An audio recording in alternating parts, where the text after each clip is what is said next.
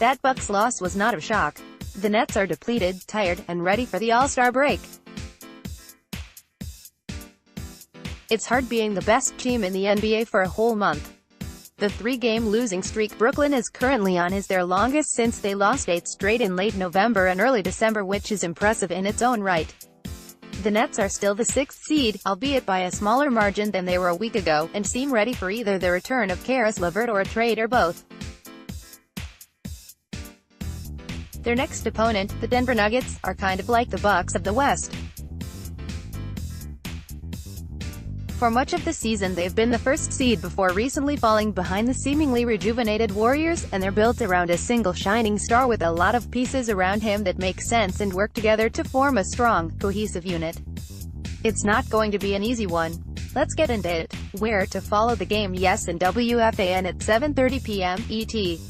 It's a home game. Injuries: Caris LeVert, foot; Spencer Dinwiddie, thumb; and Jared Dudley, hamstring, are out. Allen Crabbe, knee, is back. Yay. Joe Harris, hip, will play in this one, too. Yay again.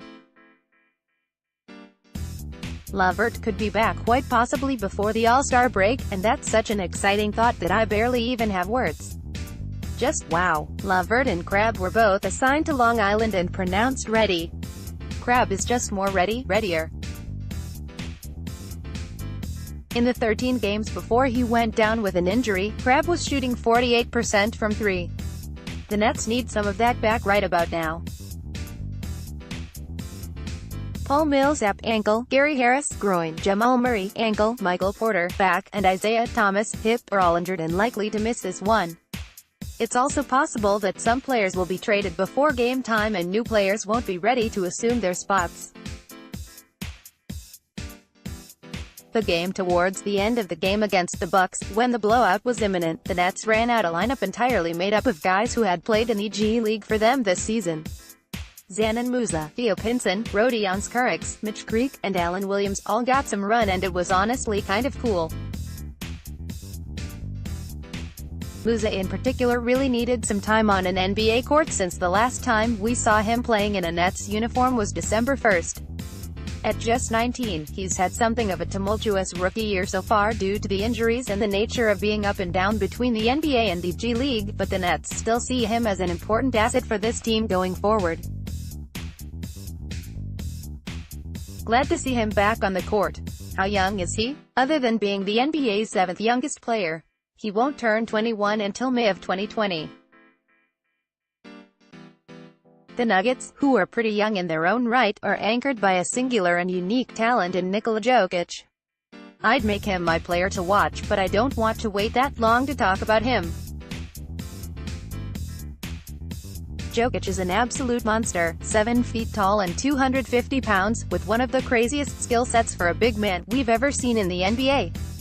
He scores 20.1 points per game while pulling in 10.4 rebounds while shooting 50, 30, 84ths while impressive and good, but not shocking. What makes basketball fans do double takes and their eyes pop out of their head to an Aluga sound effect is Nikola's preternatural ability to pass like a wizard. Like a warlock. Like he knows where everyone is at all times and understands the exact angle and velocity at which to throw the ball in order for it to land in his teammates' hands at exactly the right spot at exactly the right moment. It's insane. Jokic would be one of the best passers in the league if he were a point guard. But the dude is a center and he drops dimes like he's Steve Nash. He also put up a ridiculous 37-point, 21-rebound performance against the Nets in Denver earlier this season. The Nets won anyway. Regardless, Jared Allen is going to have his hands full. Let's talk about DeMarre Carroll now, who over his last 19 games is averaging 13.8 points and 5.3 rebounds in 28.1 minutes while continuing to be one of the Nets' most versatile and useful defenders. He's the kind of wing that half the teams in the league want to trade for right now. His rehab with the Nets, spanning 2 seasons now since the trade for him occurred, is remarkable. The Nets took him on as a dead money contract in order to secure future picks, Zanin Musa and Rodion Skurix, thanks Masai, and he's become not only an important rotation player but potentially a legitimate asset as an expiring contract. Good for Damari and good for Kenny. The Nuggets are deep, and the list of guys on their roster including currently injured players that are either good, great, or assets long-term. Jokic, Jamal Murray, Gary Harris, Will Barton, Malik Beasley, Monty Morris, Trey Lyles, Juan Hernan-Gomez, and even the injured and unproven Michael Porter Jr. could end up being another name to add to the list. It's really wild just how many quality NBA players they have on their roster, and even crazier how many of them aren't even 25 yet. Sticking with my recent theory of teams that play each other close to the deadline are more likely to trade with each other, watch out for Trey Lyles. He has the exact skill set at the exact size the Nets are missing and need. He's on the last year of his rookie deal, and it wouldn't take a ton to get him. Could be a guy to watch out for.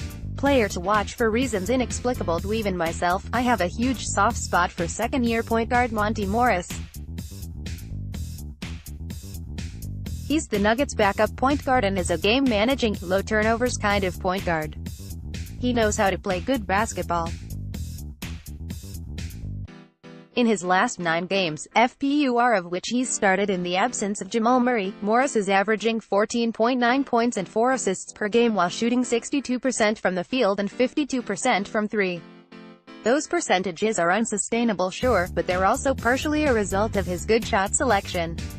He's a smart basketball player and a great counterpart point guard to Jokic.